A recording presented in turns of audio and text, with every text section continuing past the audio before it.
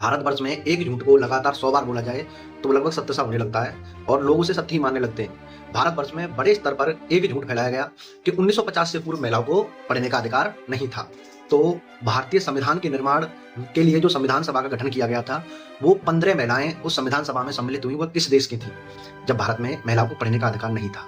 अंग्रेजों के आने से पूर्व भारतवर्ष में आश्रम पद्धति का चलन था, क्योंकि शिक्षा का आधार धार्मिक था और शिक्षा देने वाली संस्थाएं आश्रम थी। तो आश्रम में हर जाति वर्ग समूह के बच्चों को, महिला पुरुष को समान रूप से शिक्षा प्रदान की जाती थी। ऐसे डाटा अंग्रेजों द्वारा उपलब्ध कराए गए हैं। प्राचीन भारत की बात करें तो यह एक मिथ भी बड़े स्तर पर प्रसारित किया जाता है कि महिलाओं को वेद पढ़ने का अधिकार नहीं था। वेदों की प्रसिद्ध ज्ञाता गार्गी, जिन्होंने राजा जनक की सभा में ऋषि यज्ञवल्क्य से शास्त्रार्थ किया, तो शास्त्रार्थ तो वही महिला कर सकती है जिन्हें ज्ञान हो।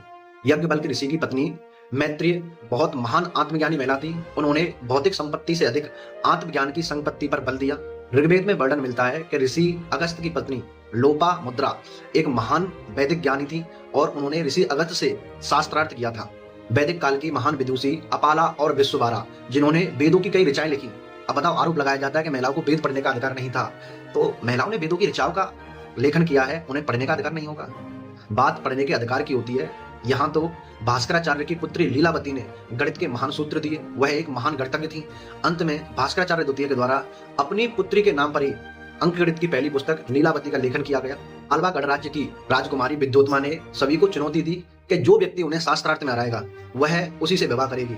अब महिलाओं को पढ़ने का अधिकार नहीं था, तो ये महिलाएं शास्त्रार्थ कहां से कर रही हैं? अगर शासन प्रशासन की बात करें तो रानी दुर्गावती, रानी लक्ष्मीबाई, न्याय की प्रतिमूर्ति माने जाने वाली महान शिव भक्त देवी अहिल्याबाई होलकर, रानी दिद्दा, इन्होंने जब महिलाओं को पढ़ने का अधिकार नहीं था तो ये कैसे शासन का संचालन कर रही हैं?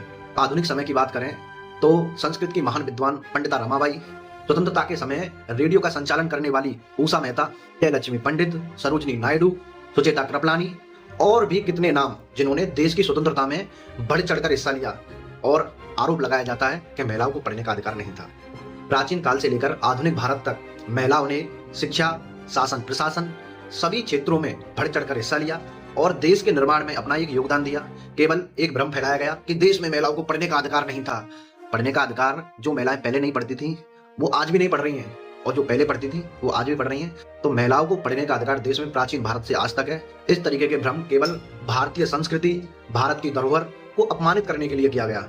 महिलाएं किसी भी क्षेत्र में प्राचीन भारत से और आज तक ना कम थी ना आज हैं। आज भी भारत की बेटियां हर स्तर पर झंडा गाड़ रही हैं, चाहे क्रिकेट हो, चाहे शिक्षा हो, चाहे विज्ञान हो। हर क्षेत्र में भारत की बेटियां बढ़ चढ़कर हिस्सा ले रही हैं। भारतीय संस्कृति, शिक्षा हम सबकी धरोहर है, उसका रक्षण करें और इस तरीके के भ्रमों को ना माने कि महिलाओं को पढ़ने का अधिकार नहीं था। महिलाओं को पढ़ने का अधिकार था।